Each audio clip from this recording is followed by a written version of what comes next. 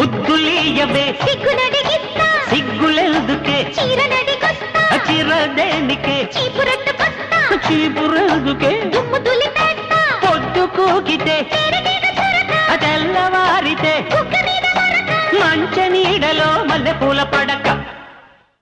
కుర్రాడు బాబోయ్ తుంపదెత్తినాడు పిల్లాడు బాబోయ్ గిల్లి పెట్టినాడు అమ్మాయి బాబోయ్ అందమైన పిట్ట ఉజ్జాయి బాబోయ్ ఉద్ధరించుకుంటా